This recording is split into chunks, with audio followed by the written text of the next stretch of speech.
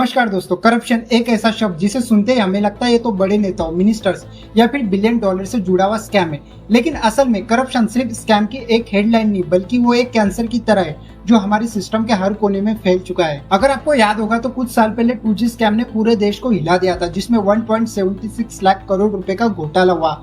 उसके बाद आए Commonwealth Games scams, coal scam, defence scam, fodder scam, और अगर अभी कुछ दिनों पहले की बात करूं तो इथेनॉल स्कैम, एसएससी स्कैम। ये लिस्ट कभी खत्म ही नहीं होती है और इसका नुकसान भुगतना पड़ता है हम जैसे आम आदमी को। लेकिन एक इम्पोर्टेंट सवाल, क्या ये करप्शन सिर्फ इन बड़े नेताओं, मिनिस्टर्स या फिर बिजनेसमैन तक ही सीमित है, या फिर हम सब इस खोखले सिस्टम का हिस्सा बन चुके हैं? सोचिए, जब आप एक ड्राइविंग लाइसेंस बनाने जाते हो तो वहाँ पर शॉर्टकट लेने के लिए 500,000 रुपए आपको देना ही पड़ते हैं। जब आपका ट्रैफिक में चालान कट जाए तो आपको पुलिस को शांत करने के लिए 500 या 1000 रुपए उसकी जेब में डालने पड़ते। या फिर अगर आप कोई सरकारी दफ्तर में कोई डॉक्यूमेंट बनाने जाते हो तो वहां पर कोई ना कोई सेटिंग लगानी पड़ती है। बिना चाय पानी के तो काम ही नहीं बनता है। तो मुझे एक बात बताओ, क्या ये कोई करप्शन नहीं है? आज की इस वीडियो में हम करप्ट इंडिया की कहानी समझेंगे कि कैसे आजादी के बाद इस करप्शन ने पूरे देश की नींव हिला दी, कैसे बड़े बड़े स्कैम्स ने देश की प्रोग्रेस रोक दी और कैसे छोटी छोटी रिश्वतखोरी ने आम जनता की जिंदगी को जीते जी जानून बना दिया। और सबसे बड़ी बात, हम एक्सपोज करेंगे कि करप्शन सिर्फ एक पॉलिटिकल इशू नहीं है, बल्कि ये हमारे देश की एक सामाजिक बीमारी जो हर कोने में फैल चुकी है और उसमें हम हमारा हिस्सा डाल रहे हैं, चाहे वो डायरेक्टली हो या इनडायरेक्टली। तो आइए शुरू करते हैं इंडिया की सबसे बड़ी कहानी, करप्ट इंडिया।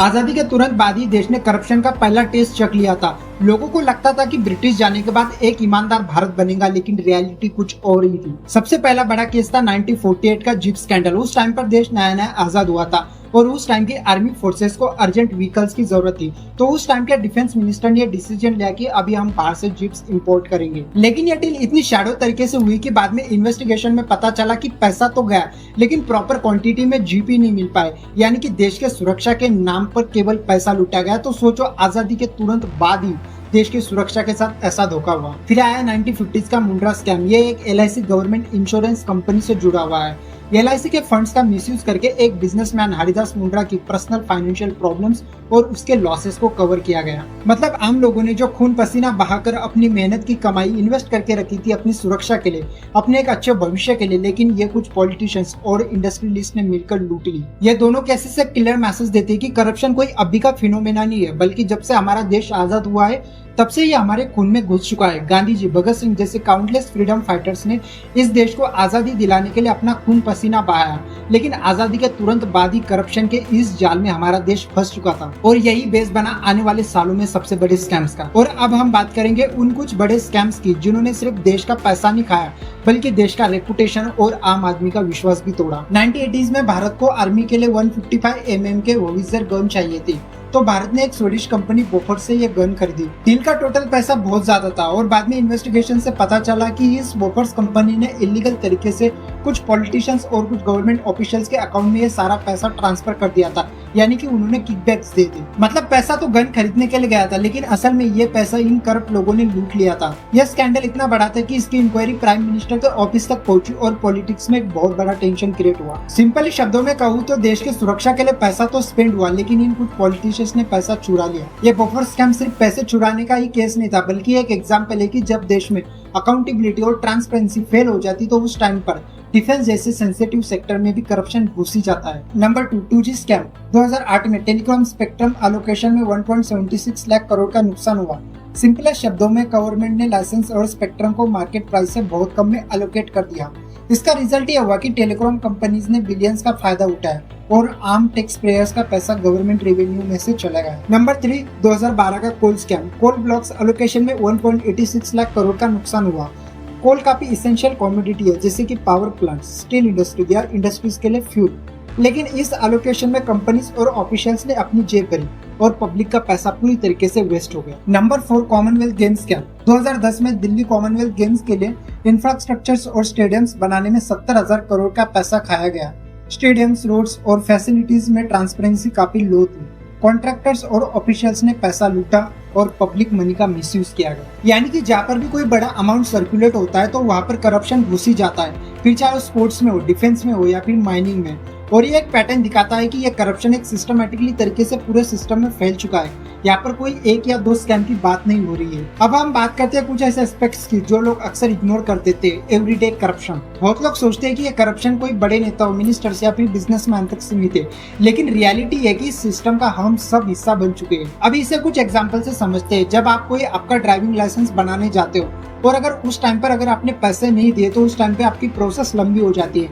लेकिन वहीं पर अगर आप किसी मिडल मैन को 500 या 1000 रुपए दे देते हो तो आपको शॉर्टकट तरीके से काम पूरा हो जाता है। और अगर कोई ट्रैफिक में आपका चालान काट दिया तो आपको उस पुलिस को 500-1000 रुपए अगर आप दे देते हो तो आपकी रिसीप्ट नहीं बनती है। और जब हम सरकारी दफ्तरों में हमारे एजुकेशन से रिलेटेड कोई डॉक्यूमेंट बनाने जाते हैं तो उस टाइम पे भी हमें कोई ना कोई सेटिंग लगानी पड़ती है, उनका चाय पानी हमें करना पड़ता है, वरना हमारा काम रुक भी जाता है। यानी कि ये छोटी छोटी ब्राइब सिस्टम को चलने देती है।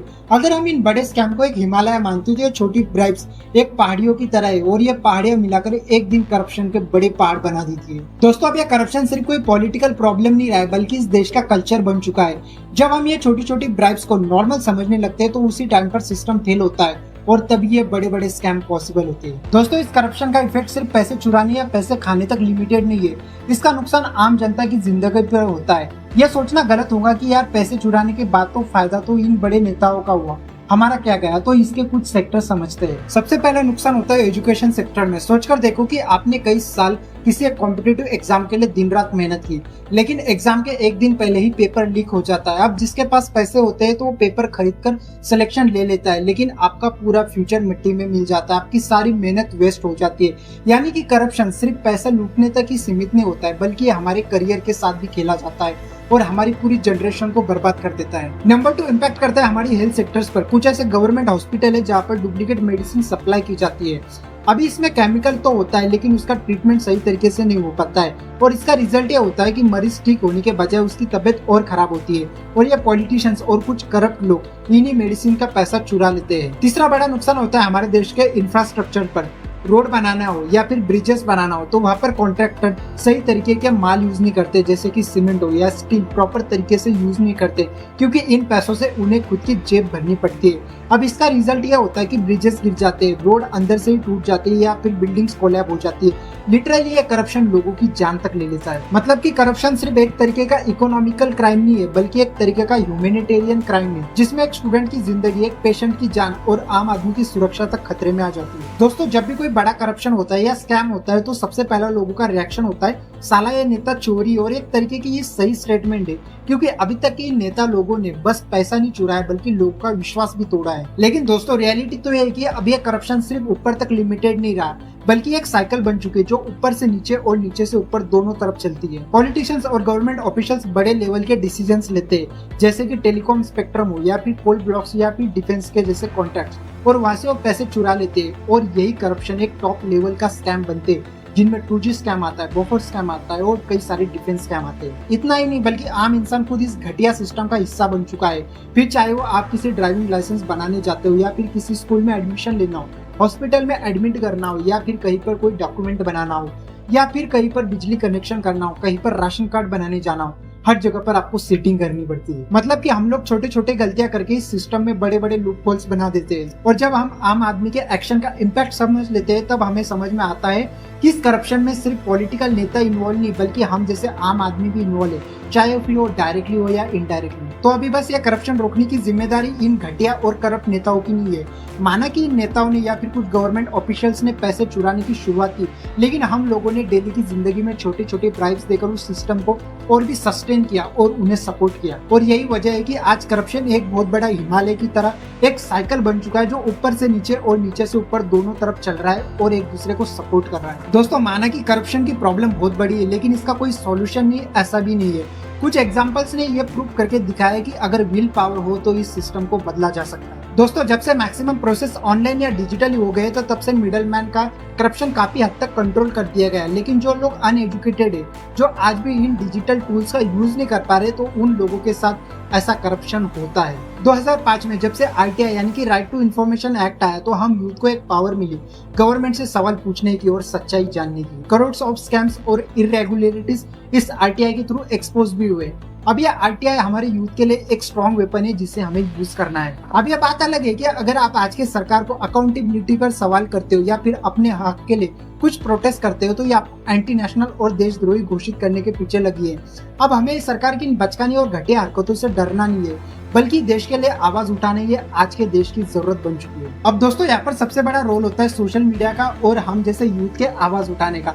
सोचकर देखो कि जब भी कोई बड़ा स्कैम होता है और अगर हम हमारी आवाज सोशल मीडिया से उठाते और अगर कोई न्यूज है वायरल हो जाती है with the help of social media तो हमारी नेशनल मीडिया को भी उसके खिलाफ आवाज उठानी पड़ती है या फिर कवरेज करनी पड़ती है, वरना हमारी यह गोदी मीडिया तो हमारे प्रधानमंत्री जी के सीने का माप ही नापने में गुम हो चुकी थी। अभी यहाँ पर सरकार से अकाउंटेबिलिटी और ट्रांसपेरेंसी पर सवाल करना ये भी जरूरी बात है, जैसे कि लोकपाल और लोकायुक्त जैसी इंस्टीट्यूशंस बनाई गई है जो डायरेक्टली करप्शन के खिलाफ फाइट करती है, लेकिन इन्हें स्ट्रांग और इंडिपेंडेंट बनाना होगा वरना ये भी एक रबर स्टैम्प बनकर रह जाएंगे। दोस्तों करप्शन एक कैंसर की तरह बन चुका है जो सोसाइटी को अंदर से खोखले किया जा रहा है। लेकिन एक बात ध्यान में रखो कि डॉक्टर जिस तरीके से कैंसर को ठीक करने के लिए मरीज का लाइफस्टाइल चेंज करता है तो उसी तरीके से हमें हमारा बिहेवियर और हमारा माइंडसेट चेंज करना पड़ेगा। जब हम ये छोटी छोटी ब्राइब्स देना बंद करेंगे, आरटीआई का यूज करेंगे, डिजिटल टूल्स का यूज करेंगे, सरकार की अकाउंटेबिलिटी और ट्रांसपेरेंसी पर सवाल पूछेंगे और अपनी आवाज उठाएंगे, उस टाइम पर ये करप्शन की साइकिल अपने आप ही ब्रेक हो जाएगी। और दोस्तों एक बात ध्यान में रखिए कि एक ऑनेस्ट और करप्शन फ्री इंडिया बनाना